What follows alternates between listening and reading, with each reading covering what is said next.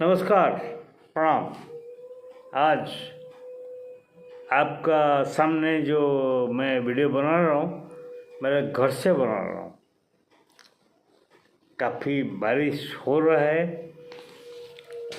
ये हमारा उड़ीसा में नहीं है, हर जगह हो रहा है। पंजाब, जम्मू कश्मीर, उत्तराखंड, हिमाचल, सब जगह हो रहा है। और दैट पहली बार इतना सालों का बाद इंडिया में इतना बारिश हो रहा है। 100 ईयर्स का रिकॉर्ड तोड़ दिया है। मुंबई में भी हुआ, सब जगह हो रहा है। क्लाउड बर्स्ट हो रहा है, लैंड स्लाइड भी हो रहा है। बहुत चीज़ हो रहा है। क्यों हो रहा है? Because we are not conscious about our environment. ठीक है, अगर एनवायरनमेंट को हम सही सलामत रखें और कॉन्शियसनेस आगे आए तो हम ये प्राकृतिक विपत्ति को हम बचा सकते हैं। नहीं तो पृथ्वी, द वर्ल्ड कहाँ जाएगा ये आप इमेजिन कर सकते हैं। मैं एक एनवायरमेंटल साइंटिस्ट या कर्मकर्ता नहीं हूँ, लेकिन एज ए जनरल पब्लिक मैं देखता हूँ कि ये चीज़ क्या हो रहा है, कैसा होना चाहिए। इंडस्ट्रियलाइजेशन के चक्कर में हम लोग जा रहे हैं, पेड़ काट रहे हैं, और उसके बाद हम ये जो नेचुरल कैलामिटी जो हो रहा है ना, उसको हम अपनी तरफ से खींच रहे हैं। अफगानिस्तान में क्या हुआ? एक 6 पॉइंट का रिचर स्केल का एक एर्थक्वेक हुआ। 6 जो कोई नहीं है, 7.5% रिचर स्केल का होता है, कुछ ज़्यादा हानि नहीं होता। अफगानिस्तान में अराउंड अभी 14,000 लोग का जो डेड बॉडी है और निकल रहे हैं मलबे की ये से, मलबे से। इंडिया अपनी तरफ से हमने अफगानिस्तान के लिए जो रिलीफ मटेरियल, जो टेंट, जो मेडिसिन, जो खाना हमने भेज दिया। आज ये ह्यूमैनिटेरियन ग्राउंड हमने भेज दिया। अफगानिस्तान में क्या है, हिंदू कुश जो पर्वत है ना, उसका नीचे ही हमारा इंडो यूरेशियन जो प्लेट है, प्लेट अगेन आपको बताऊंगा प्लेट क्या होता है। मैंने एक वीडियो मैं किया था एक्चुअली। इसमें जो आज का जो कैसे तैयार हुआ है उसका ऊपर मैंने एक वीडियो बनाया था। Core, inner core, outer core, mental और क्रेस्ट का ऊपर जो हम लोग वहाँ पर बैठे हुए हैं। तो जो मेंटल है ना, मेंटल में जो प्लेट मूवमेंट होता रहता है, ऐसे होता रहता है, हॉरिजॉन्टल वर्टिकल होता रहता है। इसका ऊपर एक वीडियो बना था एक्चुअली, बना था। तो अफगानिस्तान का नीचे जो हिंदू कुश पर्वत माउंटेन का जो ये है, इसमें इंडिया और यूरेशिया का जो प्लेट मूवमेंट है, जो मेंटल में ये मूवमेंट करता रहता है। तो इसके लिए that is a prone to the earthquakes. कभी ये टकरा गया, धूम निकला, ये हो गया। तो ये बात है। और बाकी एक मर्चेंट नेवी के बारे में छोटा सा बात करता हूँ। एक्चुअली छोटा सा वीडियो हो जाएगा।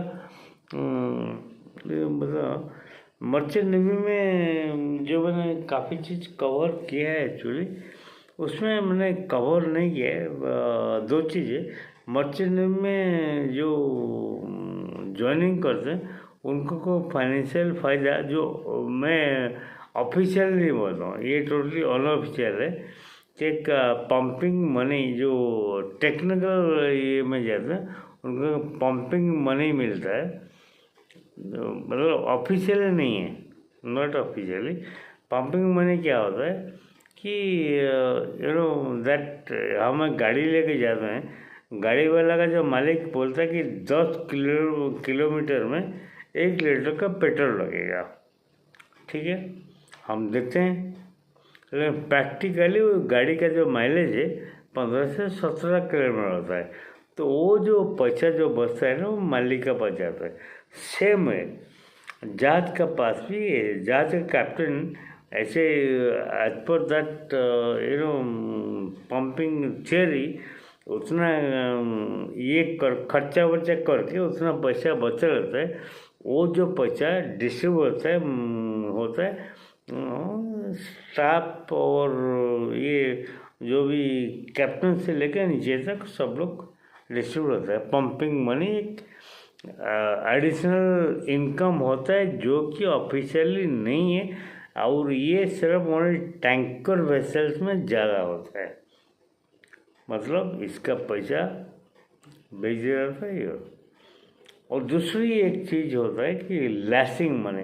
लैसिंग मनी वाली रो वेसल में होता है कि जब आप गाड़ी चढ़ाते हैं और कार चढ़ाते हैं, बस चढ़ाते हैं, उसको जो लैसिंग करते हैं, अनलोडिंग करते हैं, उसका भी लैसिंग मनी होता है। एक चीज़ है। उसके बाद में और एक चीज़ आता हूँ कि मेरा कुछ दोस्तों ने पूछा है मर्चेंट नेवी का रिटायरमेंट का बाद हम क्या करते हैं। मैं भी मर्चेंट से रिटायर हुआ हूँ। मैं क्या करता हूँ, मैं ऐसे यूट्यूब चैनल करता हूँ, आपसे आप लोगों से बातचीत करता हूँ और मर्चेंट नेवी कंसल्ट करता हूँ। ठीक है, लेकिन मैंने ये लाइन चूज किया। लेकिन जो मर्चेंट नेवी से रिटायर हुए हैं, एक्चुअल इनफैक्ट मर्चेंट नेवी में आज पर तो आई हूँ, कोई रिटायरमेंट का कोई एज है ही नहीं है एक्चुअली। लेकिन एक स्ट्रिक्ट मेडिकल चेकअप होता है। मेडिकली आप फिट है, आप कंटिन्यू करो, 100 साल का एज में कंटिन्यू कर सकते हो। लेकिन अभी थोड़ा सा रूल टाइट हो गया है, क्योंकि कुछ दिन पहले एक मर्चेंट नेवी के जहाज के कैप्टन ने, छोटा सा 70 इयर्स का एज है, लेकिन उन्होंने एक ऐसा डिसीजन लिया जिसके लिए एक बोट को लोअर कर रहे थे, लेकिन थोड़ा सा कैप्टन का डिसीजन ऐसा गलत हुआ कि बोट पलटी हो गया, 2 लोग मर गए। ये 3-4 महीने का पहले का बात है। इसके बाद आईएमओ सोचने लगा कि मर्चेंट नेवी का जो सर्विस कैरियर में कैपिंग लगा दिया जाए, लेकिन अभी तक वो फाइनल हुआ नहीं है। मेडिकल जो मर्चेंट नेवी होता है वो बहुत स्ट्रिक्ट होता है।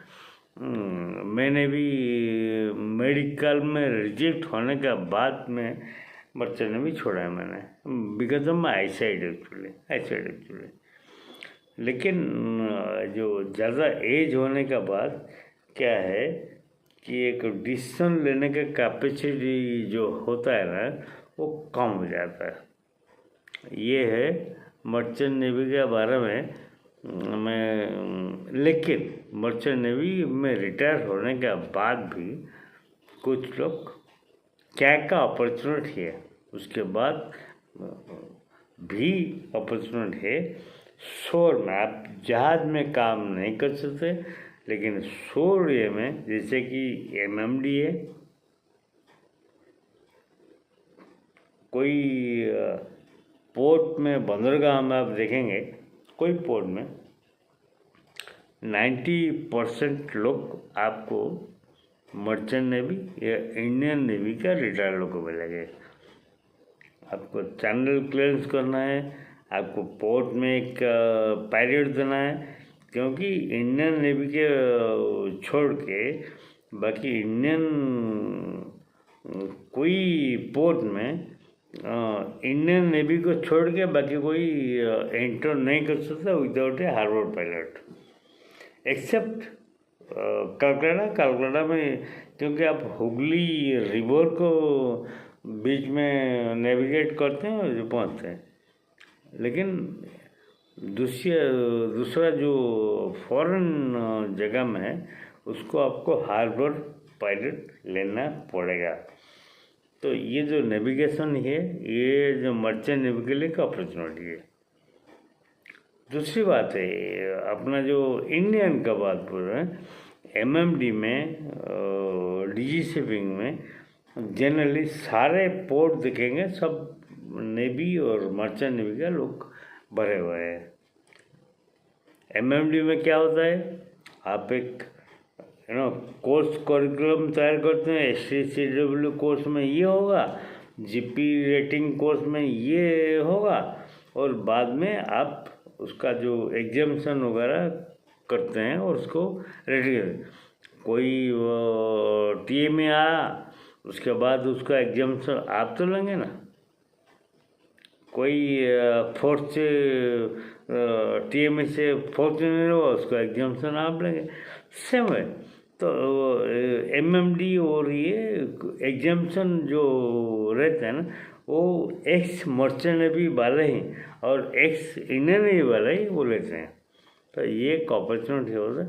और दूसरी बात है, जनरली सारे पोर्ट में जो हार्बर मास्टर रहते हैं, जो दैट चैनल नेविगेटिंग चैनल वगैरह जो रेगुलेट करते हैं, सब लोग ये होते हैं। Plenty opportunity after living merchant navy. आप मुझे नहीं पूछे क्यों मर्चेंट नेवी छोड़ने के बाद मैं नहीं गया, क्योंकि मैं थोड़ा फिल्म लाइन में आर्ट पार्ट में ये से और यूट्यूब चैनल करके आपका साथ थोड़ा गुफ्तगू करूँ, बातचीत करूँ, ये मेरा ये मुझे पैसे कमाने का कोई भी इरादा नहीं, ना तो कभी था, आगे भी कभी होगा। मेरा ये है आप लोग का प्यार, आप लोग का मोहब्बत और आपका साथ थोड़ा बहुत गुफ्तगू। यहीं से मैं आज मेरा वीडियो ख़त्म करता हूँ। कल कोशिश करूँगा बारिश वगैरह ख़त्म हुआ तो फिर जाऊँगा और करूँगा। मेरा फिल्म जो ये उसका लास्ट सीन मैंने, लास्ट नहीं, पहला सीन उसको घुमा के मैं लास्ट सीन के शूटिंग के लिए करूँ। ये मैंने सैटरडे को ख़त्म किया है, लेकिन बारिश की वजह से मैं उसको जाके एडिटिंग वगैरह नहीं कर पा रहा हूँ।